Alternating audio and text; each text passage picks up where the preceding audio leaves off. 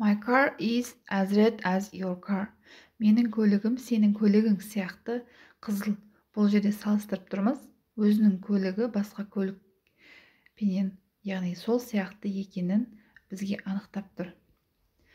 Бұл as ережесі сын есімнің салыстырмалы шырайы. Сияқты деген сөз. Менікі сияқты, оныкі сияқты, сол сияқты, мен сияқты, ол сияқты деген сияқты.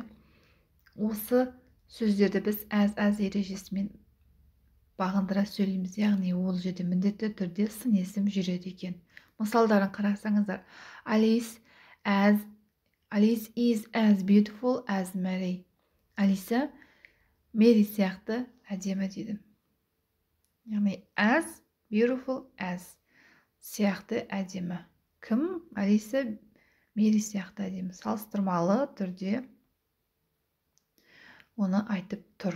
Соған келтіріп тұр, ұқсастырып тұр.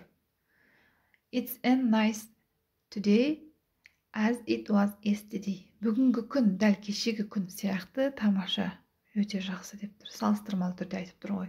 Сияқты, солай сияқты. Дәл соған ұқсайды.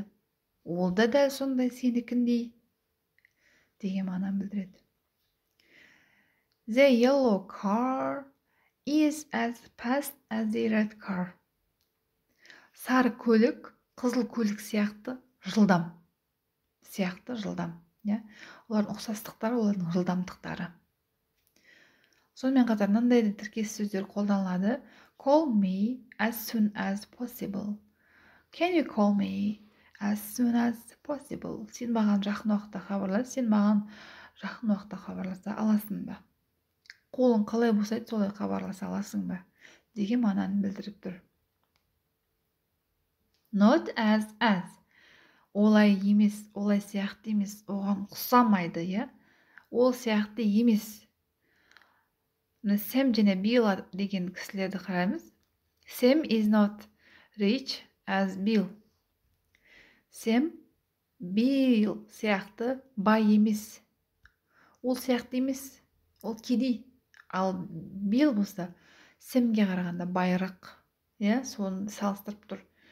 Ол сияқты бай емес. Келесі мысал. The mouse is not as big as the elephant. Тышқан піл сияқты үлкен емес. Бұл жерде піл үлкен. Бұл жерде үлкендіктері сәйкестендіріп салыстырылып тұр. Тышқан піл сияқты емес, піл сияқты үлкен емес. Бұл жерде салыстырмалы түрде өте жақсы келтірілген. Мына жерде мысалы үшін піл сияқты аппақ емес деп айта алмаймыз, Піл сияқты көкшіл емес деп айта алмаймыз. Оның бұл жердегі керекті сын есімі үлкендігі. Келесі мысал. Lemons are not as sweet as apples. Лимондар алма сияқты тәтті емес. Оған ұқсамайды, дәмі ұқсамайды. Ол сияқты емес. Оның айырмашылықтары ол сияқты емес. Сары алма болуы мүмкін, лимон үнемі сары ғой енді. Сары алма болуы мүмкін, түсі бірдей болуы мүмкін. Бірақ бұл жерде дәмін айтып тұр. Лимон алма сияқты тәтті емес. Lemons are not as sweet as apples. Not as ережесін жаттап алыңыздар, достар. Сонымен қатар мынандай тұрақты сөз тіркестері бар, яғни бұлар жаңағыдай салыстыруға келмейді, бірақ қандай да бір нәрсеге келтіріп айтады. Мысал үшін, as sly as a fox. Түлкі сияқты қу. Ай, қу түлкі деп айтамыз ғой біз. Міне осыны адамдарға айтамыз ғой, осыны тіркестеріне жаттап алыңыздар. As strong as an ox. Бұқа сияқты күшті дейді. As fast as a hare. Қоян сияқты жылдам. Зу етесі қаласың ғой сен деген сияқты сөзге as fast as a hare деп айтсаңыздар болады. As busy as a bee. Еңбекқор, қолы босамайтын адамды. As busy as a bee дейді. Аралары еңбекқор болады ғой. Дәл сондай кетіріп соған салыстырып айтып тұр ғой. As hungry as a wolf. Менің қарным аш. Аш қасқырдай болып тұрмын деп. Қатты қарны ашқан адамды as hungry as a wolf деп айтады екен. as easy as pie. Өте оңай дегенді as easy as pie. Пирогты пісіру өте оңай ғой.